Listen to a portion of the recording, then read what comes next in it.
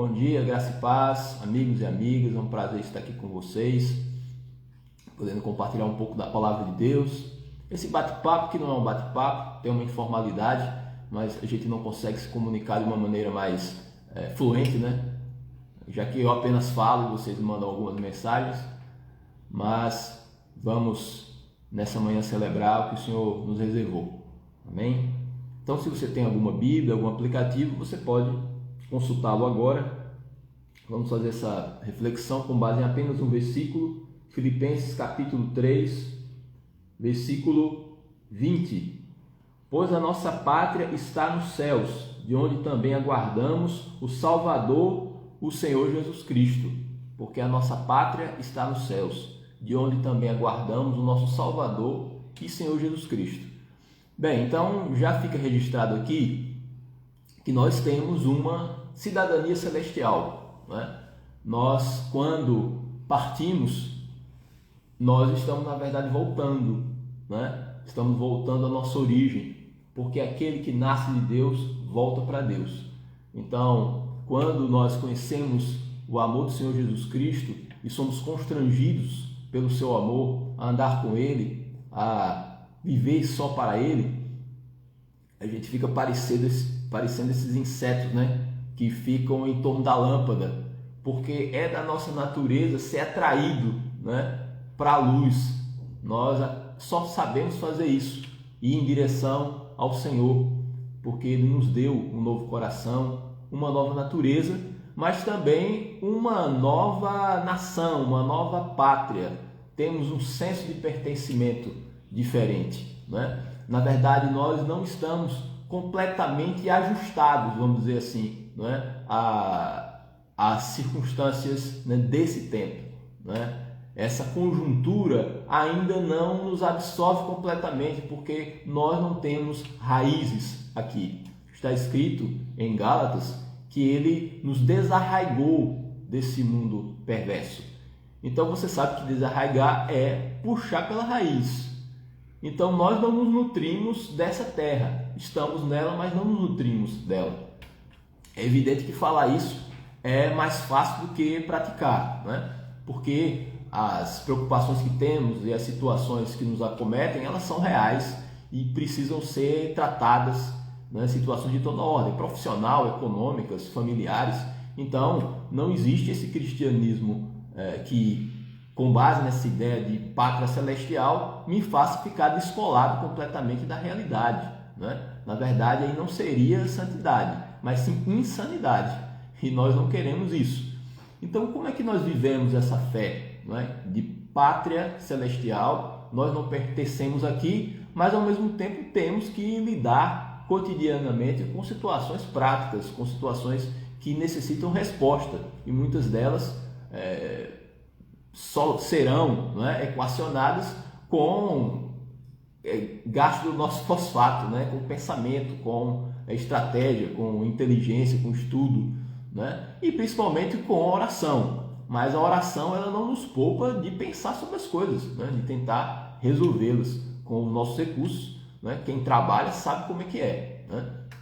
Quem precisa procurar e pescar cliente, ele pode orar, Deus pode mandar, mas existem as estratégias de marketing, né? Eu, por exemplo, que trabalho na área jurídica, por mais que eu tenha fé, eu não acredito ainda, talvez me falte fé, né? Olha como eu sou Zé Ruela, que uma petição, que uma contestação, que um recurso seja redigido por mim sem que eu precise fazer qualquer pesquisa, né? Ou que eu precise fazer qualquer análise do processo judicial. Então, na realidade, nós estamos inseridos, né, num mundo que funciona dessa forma. Mas, ao mesmo tempo, existe um sentido da vida cristã que vai além desse nível de realidade, que é pensar que, sim, nós temos uma pátria celestial. E isso vai nos dar, né, penso eu, uma leveza, né, nessa caminhada. Enquanto nós estamos inseridos nesse mundo, andando aqui, né, levantando poeira aqui nessa terra enquanto a gente caminha, enquanto a gente se movimenta, existe um pensamento nosso no sentido de que, tudo bem, isso é assim por enquanto, né? Então, nós conseguimos, na verdade, extrair esperança, né, de uma realidade que está acima de nós, de um reino que já está preparado para mim e para você antes da fundação do mundo, como disse Jesus Cristo, né? Nós temos a saída da esperança, da espera de dias melhores, de que o Senhor está conosco desde agora até a consumação dos séculos. Então, quando temos uma pátria diferente, também temos valores e cultura diferente, né? Eu não me acho uma pessoa muito viajada, não. Eu não sou. Mas alguns lugares que nós vamos, já fui aqui no Brasil, né, que tem alguma influência estrangeira, como por exemplo no sul, né, do país, com colônias alemãs e italianas, você percebe que pela arquitetura, né, e também pela culinária, existe uma influência de outra pátria, né? Então eles estão no Brasil, mas vivem muito do que os seus antepassados viveram na Itália, viveram na Alemanha, e conosco não é diferente, né? Nós vivemos aqui, mas nós importamos essa cultura do reino de Deus para vivê-la aqui. E o que é essa cultura do reino de Deus? É saber o seguinte, não abrir mão de princípios para me dar bem ou traçar, andar por atalhos, só porque isso vai me trazer algum tipo de vantagem, né? É uma cultura do reino de tratamento da família, né? Do cônjuge, né? Da integridade nos nossos negócios, né? Na manutenção da nossa palavra, né? Da abstenção de coisas que vão servir apenas como entulho no meu relacionamento com Deus, né? Então, quando nós amamos a Deus, antes de uma fobia do inferno, né, de ter medo de ser condenado, não é isso que move a nossa obediência a Deus, né? O que nos move é o fato de que, porque eu quero estar mais próximo de Deus, então tudo aquilo que se torna obstáculo à perfeita comunhão, isso vai ter que ser removido, né? Com uma dieta que não serve para mim, né? Cada um vai estabelecer a sua dieta de acordo com seus objetivos. Quem quer ser lutador de sumô tem que fazer uma dieta hipercalórica para ter, né, aquela corpulência para jogar o adversário fora do tatame. Quem quer ser equilibrista, né, não pode crescer de leste a oeste, né? Tem que se manter fininho ali para ver se equilibra. A coitadinha da modelo de passarela, né, tem que ser ali fina e fechar a boca com zíper para sempre, para manter, né, aquela forma, porque é a dieta que serve ao seu objetivo. Qual é a minha dieta? A minha dieta é aquela que vai me servir para ter mais comunhão com Deus e servir melhor as pessoas. E do que eu vou me nutrir? Da leitura da palavra, da oração, né? Do serviço, da meditação, da reflexão. E também na minha dieta eu vou separando o que não vai me trazer, né, tutano espiritual para enfrentamento das coisas, né? Então eu sei ser vigilante do que entra nos meus ouvidos, né, nos meus olhos. Eu não vou fazer do meu coração um aterro sanitário. Então nós vamos criar cerca de proteção e isso cabe a mim, né? Nós é que tomamos essa decisão para saber o que vai, né, compor a minha dieta espiritual, né, falando metaforicamente. Então, porque nós somos cidadãos celestiais, como nós lemos aqui. A nossa pátria está nos céus, de onde também aguardamos o nosso Salvador, Jesus Cristo. E Jesus Cristo, ele mesmo dizia: eu desse mundo não sou, vocês são cá de baixo, eu sou lá de cima, eu deste mundo não sou. E ele disse que também nós não somos desse mundo. Também está escrito que nós não devemos pensar nas coisas desse mundo, mas sim nas que são celestiais. Agora, o que é você pensar nas coisas que são do alto, como está escrito em Filipenses, né? Bem, com certeza não é ficar só imaginando como será a Nova Jerusalém, as ruas de cristal, os tijolos de ouro, como eu queria estar lá.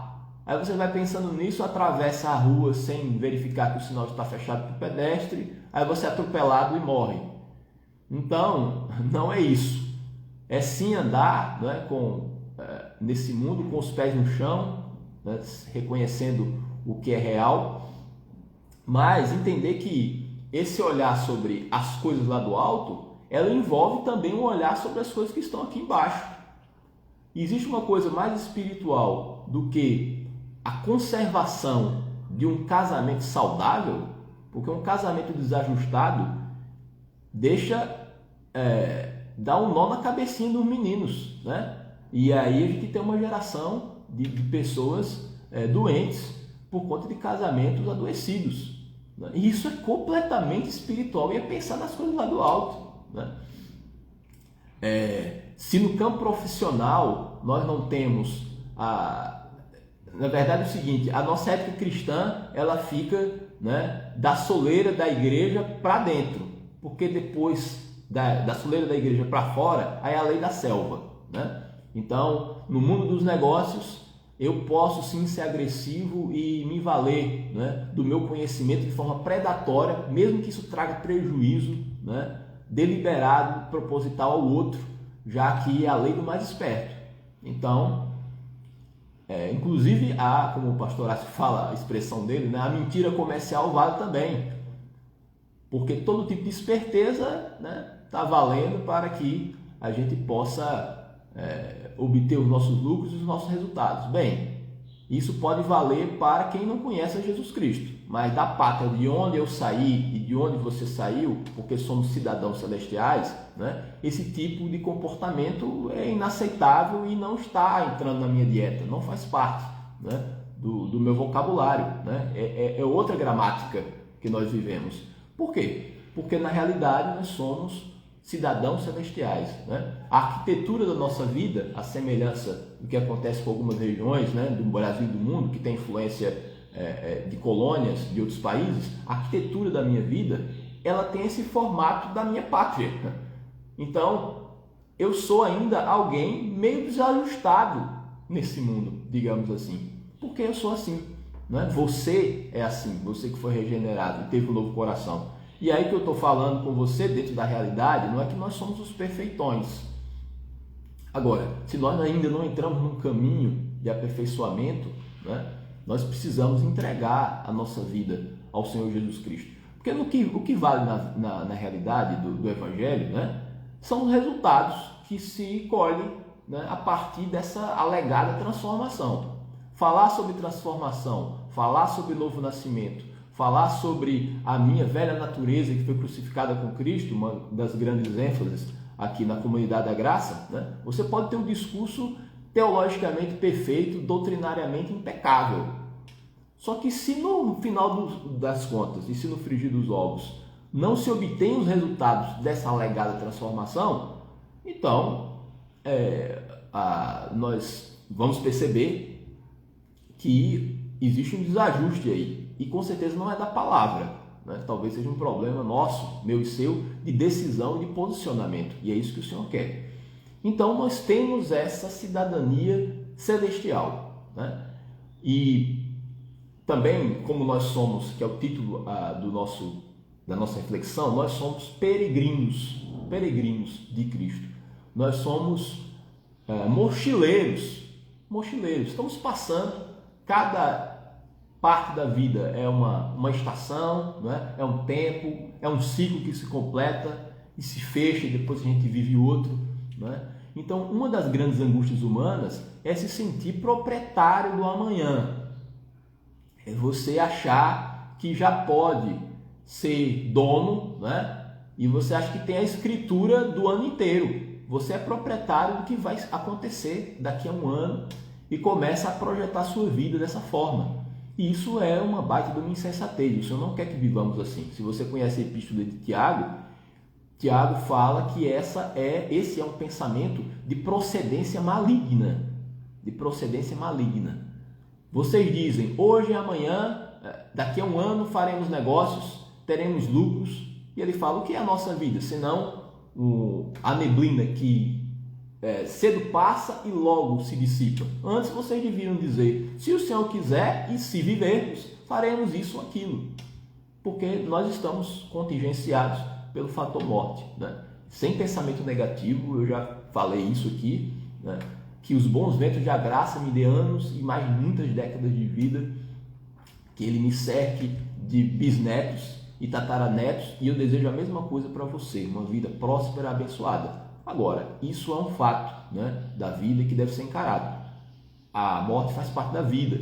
e ter esse pensamento, né, de querer, na verdade, né, de desejar, e isso é saudável, o bem, a saúde, a prosperidade, né, crer nessas coisas, mas ao mesmo tempo não se descuidar desse fato de que nós somos efêmeros, que é só uma passagem, que eu sou um mochileiro da vida, que eu sou um peregrino. Isso é muito importante para manter a sanidade, né? Os baques ficam menos violentos da vida quando a gente se percebe assim no mundo, né? Então é muito importante nós nos percebermos como peregrinos de Cristo, como portadores de uma cidadania celestial, né? É muito importante. Agora, essa cidadania celestial, ela também precisa ter um aspecto relacional com o outro. Porque veja, assim como eu sou um peregrino, existem outros peregrinos comigo. Pessoas pela vida, né, dos quais eu vou atravessar. Então, nós vivemos isso. Agora, nós podemos ter posturas diversificadas. Você pode ser um carregador de cargas, que é o que está escrito em Gálatas, carregai as cargas uns dos outros, e assim cumprireis a lei de Cristo. Nós podemos ser indiferentes, cada um carrega a sua mochila, a sua carga, né? Não conte comigo, cada um com seus problemas, né? É uma filosofia de vida. Tem pessoas que elas não prejudicam ninguém, mas também não contem com elas, não toquem a sua campainha, porque elas não vão te atender para te ajudar, né? Ou vão ser muito criativos para usar uma desculpa. Tem uma frase, eu não sei qual é o autor, eu acho que é um desses fundadores dos Estados Unidos, né, chamados pais fundadores, não sei se é Thomas Jefferson ou Alexander Hamilton, que diz o seguinte, que quem é bom em dar desculpas, em geral, não é bom em qualquer outra coisa. E é uma verdade. Se a pessoa é muito habilidosa em dar desculpas o tempo todo, na verdade essa é a exclusiva competência dessa pessoa, né? Então a gente não pode viver assim, nós precisamos ser carregadores e também não podemos ser indiferentes. Agora existe um terceiro tipo, que é o pior, que é aquele que adiciona carga à vida dos outros. Existem as pessoas, né, que o Senhor me livre disso, se em algum aspecto eu fui assim, que o Senhor tenha misericórdia, né? Quando nós, na verdade, o birrento em geral, né? O birrento em geral é aquele que recebe como bônus, né, uma certa tranquilidade, porque ninguém vai procurá-lo. Essa que é a verdade. Aquelas pessoas, né, com as quais você se relaciona e que sempre que você solicita uma ajuda ou quando você aciona, você traz mais problemas para si do que se a pessoa não oferecesse essa mão, né? Em geral, a pessoa acaba tendo tranquilidade, porque você fala, deixa quieto, não mexe com essa pessoa não, pelo amor de Deus, não quero nem bater nessa porta, porque até faz, mas vai reclamar igual pobre na chuva, né? Vai depois querer alguma coisa em troca ou vai utilizar isso como contra mim, Deus me livre e guarde, eu não quero, né? Tem gente que é assim. A Renata aqui adicionou que o Benjamin Franklin, essa frase, eu sabia que era um dos pais fundadores, né, dos Estados Unidos. Então, e assim nós vivemos, e isso é muito ruim, né? Nós não podemos ser nem aqueles que adicionam cargas e nem podemos estar na categoria dos indiferentes. Precisamos ser carregadores de cargas, porque eu sou peregrino e tem outro peregrino comigo que está passando pela vida, né? E quem faz isso, sabe o que Paulo fala? Se você é um carregador de cargas, é a carga do seu pai, da sua esposa, da sua mãe, de cuidar, talvez, de um doente, na sua família, na sua casa, você está carregando cargas. E esse carregamento de cargas, sabe o que é? É cumprimento da lei de Cristo. Quer cumprir a lei de Cristo? Segundo essa passagem de Paulo em Gálatas, vai ver o peso que as pessoas estão carregando e fala, põe um pouquinho para cá, olha, eu ainda aguento um pouquinho, põe desse lado que eu carrego. Você está cumprindo a lei de Cristo, porque a lei de Cristo é o amor, porque a lei de Cristo é o serviço, porque a lei de Cristo é o Cristo, ou seja, ele se mostrando para o mundo como se deve viver, não é? Jesus Cristo é um mostruário de como se deve viver. O que ele fez o tempo todo? Carregou a carga dos outros, porque ele agia movido de íntima compaixão. Ele não resistia à dor humana e ele não ficava indiferente ao sofrimento humano, e ele se sentia sempre seduzido de colocar sua mão na lepra para curar o desamparado e o aflito. Ele era assim. Então, essa também é a nossa vibe, né? Ser carregador de cargas, porque é um jeito de viver diferente. Sabe por quê? Porque temos o nosso passaporte, né? Já carimbado para outra pátria. Então, nós temos outra cidadania, vivemos outra legislação. É a legislação do reino de Deus, né? De onde eu venho, de onde você vem, de onde nós viemos, é assim que funciona e assim viveremos, em nome de Jesus e para a glória dele.